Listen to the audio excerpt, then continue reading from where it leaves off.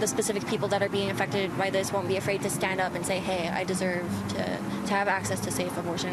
We deserve to have access to non-abstinence only sex education. We deserve to have access to birth control. Hundreds are coming out on the streets of Montreal to march from the City Hall to the U.S. Embassy. They are taking a stand on the new abortion laws in the United States, saying they are a step back for women's reproductive rights. It started off as a peaceful rally outside Montreal City Hall on Sunday afternoon, where women voiced their concerns about some U.S. states like Alabama, Mississippi, Kentucky, Ohio, and Georgia putting in place new bans and restrictions on access to abortion. Knowing that we will not lay down and take it. Demonstrators came out to send a message that what women do with their bodies is their choice. Rally organizer Alyssia Rubertucci says she felt the need to talk about this issue in public because she's a mother and while pregnant had debated her choices.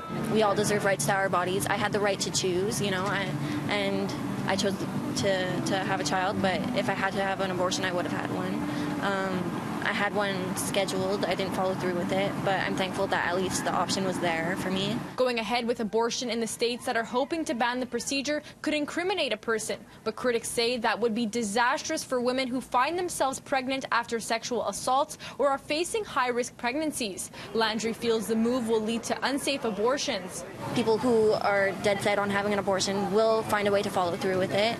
Some demonstrators believe access to safe abortions is crucial for women's reproductive rights. Everybody needs to stand up for this right and for this important medical care.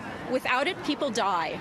But not everyone agrees, as one counter-protester interrupted the rally to share his views that abortion is killing and not about women's rights. He wasn't given a warm welcome.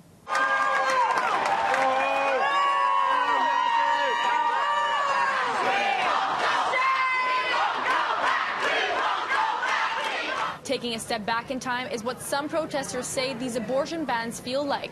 It's very sad also that we're still fighting for this in 2019 when our mothers, our grandmothers were fighting for this matter. Protesters marching in downtown streets say they'll continue the fight until they feel their voices are being heard. Even politicians in the U.S. who are thinking of passing these laws in other states will see that, you know, this has an international impact. It's not just something that affects the U.S., it's something that affects people everywhere. In Montreal, Alyssia Rubertucci, City News.